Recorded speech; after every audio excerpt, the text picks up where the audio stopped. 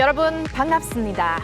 I'm Kwon So-hwa, and great to have you with us on K-Culture Dive as we explore the heart of Korean culture from K-entertainment to AI culture news and the latest in K-sports today. So without further ado, let's dive in. Joining us on today's show is my co-host Bella Kim. Hello, Bella. Hi, Soa, and hello to everyone joining us today on K-Culture Dive.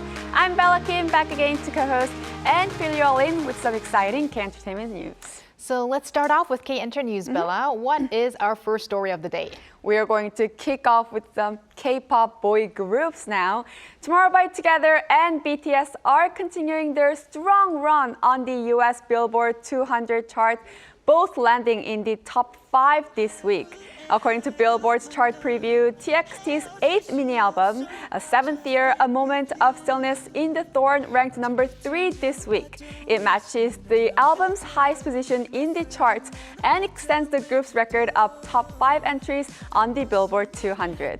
Meanwhile, BTS's 5th full-length album, Arirang, slipped 1 spot to number 4 from last week, but remained in the top 5 for the 5th consecutive week since its release. The album has shown strong, steady sales supported by the group's massive global fan base, ARMYs. Both acts are currently under Big Hit Music, and industry experts have noted how these two artists from the same label are simultaneously in the top 5 of the Billboard 200. It's great to see them side by side, the brother groups, we could say. But Bella, let's shift to our next story, which is on a Korean film that continues to perform strongly on the box office. Yes, so a Korean horror film, 살목지 Whispering Water, has surpassed 2 million moviegoers this past Monday. According to the film's distributor, Showbox, the film reached the milestone on its 20th day in theaters. It is the first Korean horror movie to attract over 2 million viewers since 곤지암 100 Days Slam 8 years ago. And with this, 살목지 is now the most successful horror film since the pandemic and the first Korean film this year to surpass 2 million admissions. The film follows a group of employees who enter a reservoir called 살목지 to film road view footage, only to experience a series of mysterious and terrifying events. The cast includes Kim Hae-yoon, Lee Jong-won, and Kim Jun-han. The film is directed by Lee Sang-min, known for short films such as A Wild Moment and Two. Since its release on April 8th, 살목지 has remained at the top of the box office, and industry experts say its momentum is likely to continue as there are holidays in Korea this week and also one next week. Let's watch out for that holiday effect. And we're actually going to stay on the topic of films. Yes. We have a story on legendary director Park Chan-wook, and he's making a big return. That's correct, Soa.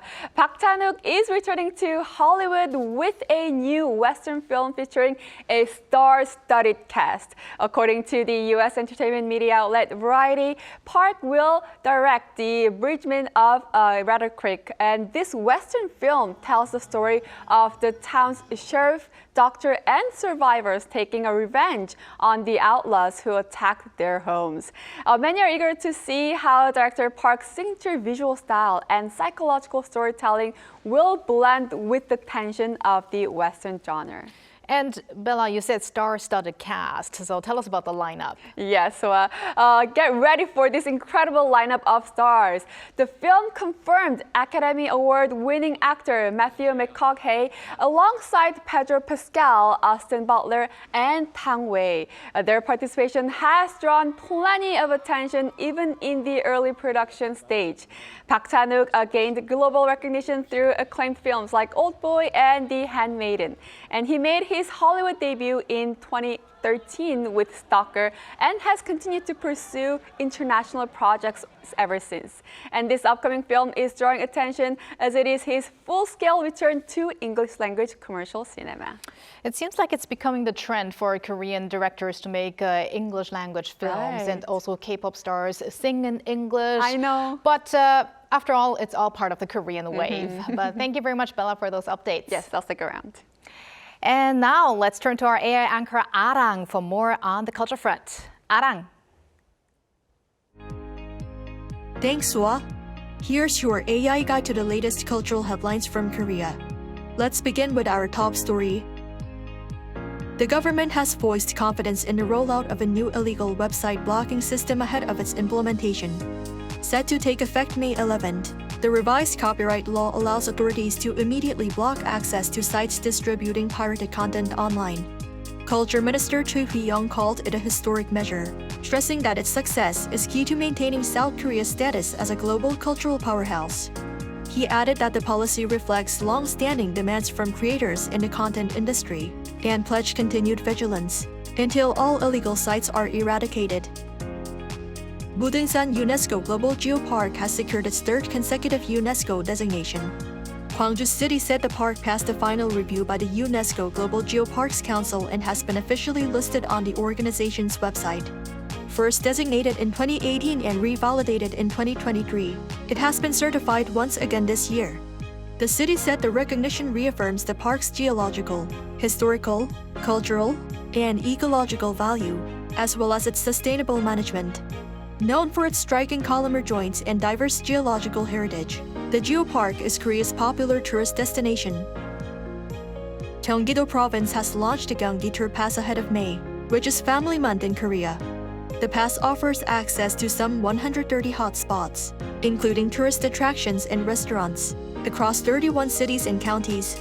It is priced at 26,900 won for 24 hours and 35,900 won for 48 hours. That's around 18 and 24 US dollars, respectively.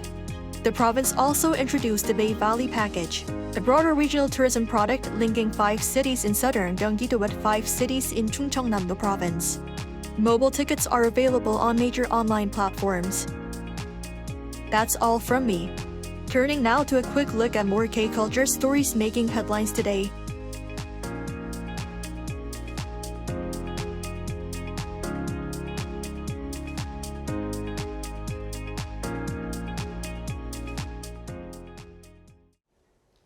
Vintage and second-hand items are no longer just passing trends, but have become steady forms of consumption here in Korea. Nowhere is this more evident than at Dongmyo Flea Market in central Seoul, which has grown into a vibrant cultural hotspot where shoppers of all ages come together in search of timeless value. Our Jung Hye-rim takes us there. Entering Dongmyo Flea Market in central Seoul, the atmosphere stands out. Vendors sell a wide range of goods, from vintage watches to used electronics, but the biggest draw is piles of secondhand clothing. Shoppers dig through them for shirts, trousers, and jackets, usually priced between 2,000 and 5,000 won, about $2 per item.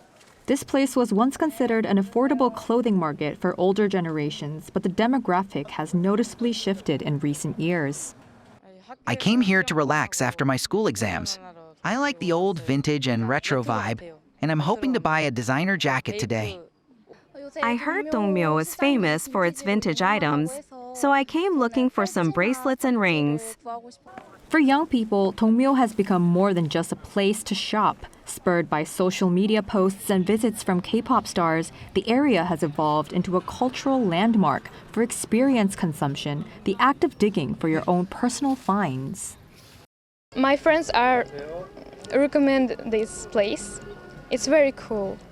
We bought a suitcase, a clothes, and a cap. But the hunting for ground-level bargains isn't the only reason people come here. Dongmyo not only has a variety of clothing, but is also famous for pieces that are timeless, such as limited edition brand clothes. And many shoppers come here to add these to their fashion collection. This expanding multi-generational customer base is bringing a fresh wave of economic vitality to the local merchants. We see teenagers as young as 15 to people in their early 20s as customers these days. But there are still many older folks, so people of all ages really come here. Sales were solid, but have increased since the weather has become warmer. With its unique blend of history and modern fashion trends, Dongmyo continues to solidify its position as the center of South Korea's growing vintage market. Jung Hye-rim, Arirang News. Admiral Sun-shin. He was not just a warrior, He was an architect of battle, someone who designed war itself. A commander who read the sea like a map and bent its currents into strategy. His strength was not born in war. It was built before it. Long before the Japanese invasions, he was already fortifying the coast, inspecting weapons, and drilling his men. When war broke out, he was ready. In battle, his genius revealed itself. Rather than relying on brute force, he used the sea, its currents, distances, and the structure of his ships.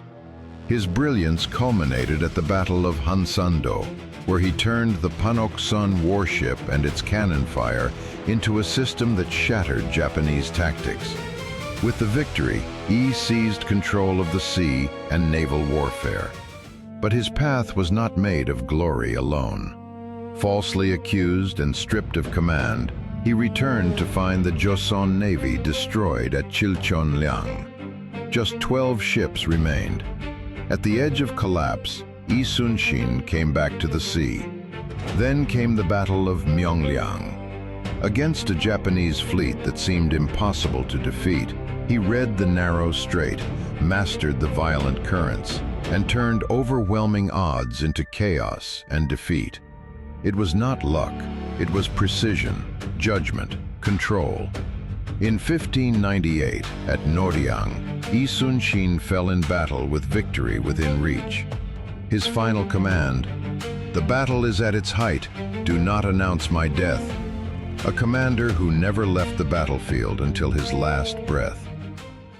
Today, on April 28th, we honor the birth of Admiral Lee Sun-shin and the extraordinary legacy he left behind. He remains not only Korea's greatest naval commander, but a timeless symbol of courage, sacrifice, and strategic brilliance.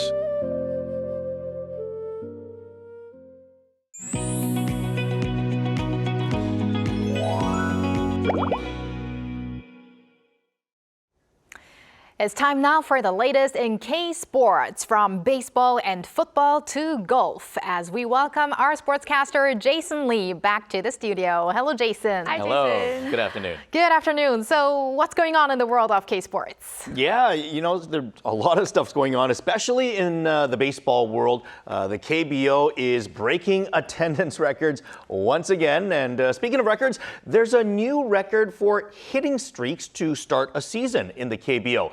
Song Sung-moon made his MLB debut in soccer. Lee Gang-in scored a goal this weekend. And I'll update you on how the Koreans did at the LPGA's first major of the year.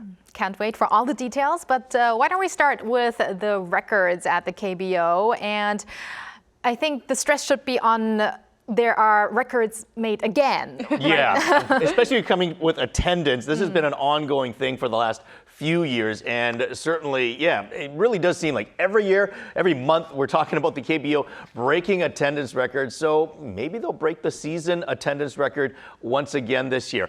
As for now, the record that I'm talking about is that the league set a new record for fewest games needed to get to 2 million fans. Now, this happened this weekend after the league's 117th game, whereas it took 118 games last year when they broke the record. Now, earlier in the month, the KBO also posted their fastest season to 1 million fans as well, so the momentum is definitely there. And the league is currently averaging 17,913 fans per game. That's compared to 16,596 last year. And more than half of the games this year have been sold out already. So once again, KBO tickets are a hot commodity, very, very difficult to come by. I've actually tried to buy tickets online a few times. No luck. Wow, sellouts really seem to... Even for me. Oh, yeah. wow. And especially the weekend tickets as well. Weekend tickets are impossible. It's impossible. Yes, Yeah. basically But it's impossible. even the weekday tickets have been tough to get as well, Yes, surprisingly. I can't say whether K-pop stars are more popular these days or KBO teams. It's tough. It's definitely It's a fair comparison for sure. Right, even at similar venues. Yeah, absolutely. Exactly. And now the attendance isn't the only record-breaking thing happening in KBO. KBO. So you've said there's hitting streak record that you've mentioned earlier. So please tell us about that as well. Yeah, a little bit of a surprising name, I might add. SSG shortstop Park Sung-han. He's actually one of my favorite players. He started the season with a hit in every game up until this past Saturday. That was a 22-game hitting streak to start the season, which breaks the previous mark of 18 games. That dates all the way back to the inaugural KBO season back in 1982. So it's been a record that has stood for a while. That was by Lotte's Kim Young-hee, by the way. As for the longest hitting streak, regardless of the start of the season, that's 39 games by Park Jong-ho back in 2003, 2004. Meanwhile, Samsung third baseman Ryu Ji-hyuk has the longest active streak, which is now at 16 games. So getting up there, but it's still not even half of the 22-year-old record that's still standing. I might also mention that those two guys, both Park Sung-han and Ryu Ji-hyuk, no surprise, they lead the KBO in batting average right now with 451 and 396 respectively. So they're both doing great. Very, very impressive. And before we move to overseas baseball, you've also got some other impressive KBO stories. Yeah, there's a few other interesting stories, especially with the younger players that I do want to bring up.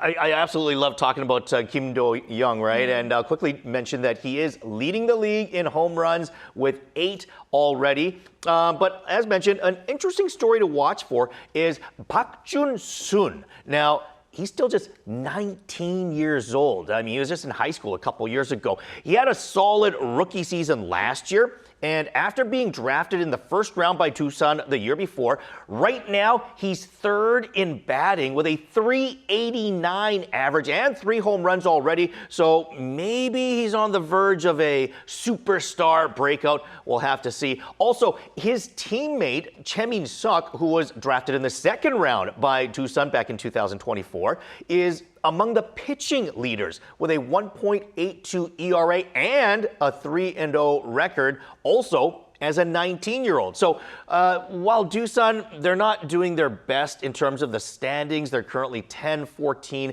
and 1. But you might say that they've so far been the envy of the 2024 draft class with these two youngsters that are doing great. One other thing I'll quickly mention is, speaking of draft picks, Park Jun-hyun, he was the first overall selection in the KBO draft last year, and he made his debut this past Sunday. And talk about a debut. 5 innings pitched, allowing just 4 hits and 4 walks while striking out for no runs allowed. He was credited with the win as well, and his Kyum Heroes blanked the Samsung Lions 2-0. So here's another youngster, 3 youngsters certainly worth watching for throughout the course of the season. Wow. And speaking of debuts, now we're going to go to the Major League Baseball. And Song Sung-moon made his debut in Mexico City. He did. It was a brief one, but it still counts. And yeah, absolutely.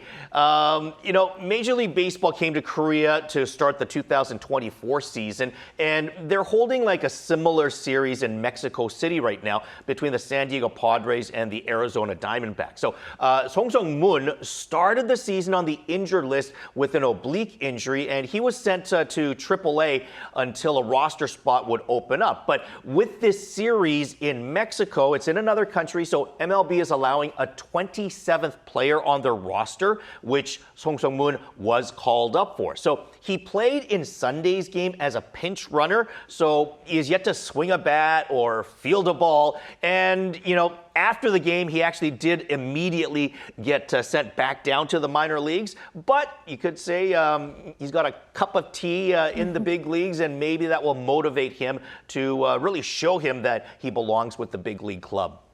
We'll keep an eye out for him as well. And let's talk about other MLB baseball players, Korean baseball players, Lee Jung-hoo and also Kim Hae-sung as well. So how are they doing in the league right now?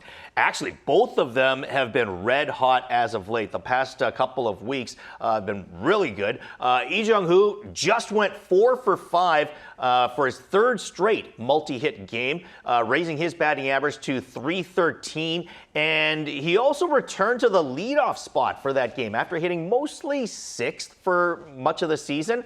As for Kim Hae-sung, he's been filling in for Mookie Betts, and he just had a 3-game multi-hit streak as well.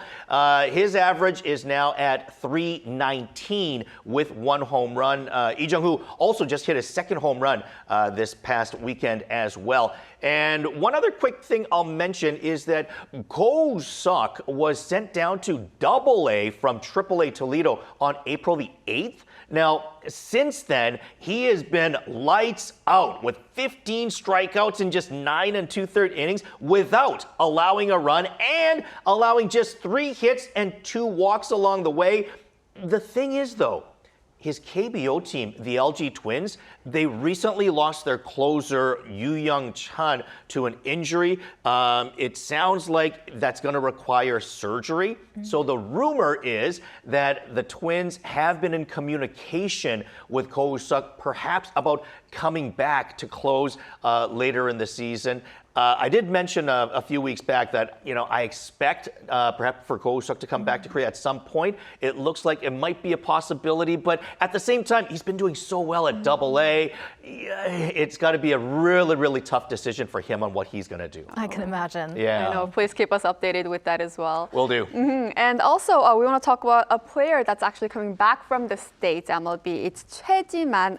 He's coming to Korea to play for KBO from the Major League Baseball. He's been playing in the MLB for several years now. So what's the update with him? Yeah, this is an interesting situation that's somewhat rare. So Choi Ji-man, his case is different because, as you mentioned, he's never played in the KBO. In fact, he was never drafted by a KBO team because he went overseas straight out of high school. So he's played parts of 8 years in the majors, mostly for Tampa Bay, but he wants to play in the KBO now. The thing is, if you start your career outside of Korea as a Korean, you have to wait 2 years to be eligible to join a KBO team. So Choi Ji-man started his mandatory military service in 2024, but he was actually discharged just 3 months later because of a knee injury. So now he is signed with the Ulsan Whales of the Future League, and he'll be eligible for the KBO's draft this summer. So we should be able to see him in the KBO perhaps at some point next season. Hopefully his knee injury will be fine by then, and I'm sure he'll be able to contribute right away. So I wouldn't be surprised if Kium took him with the 1st overall draft pick or something like that. So we'll see. All right, now, Jason, we've got so many stories about baseball today, but let's shift over to football and let's go to Europe. Lee Gang-in scored a goal. He did, and this was an absolute beauty.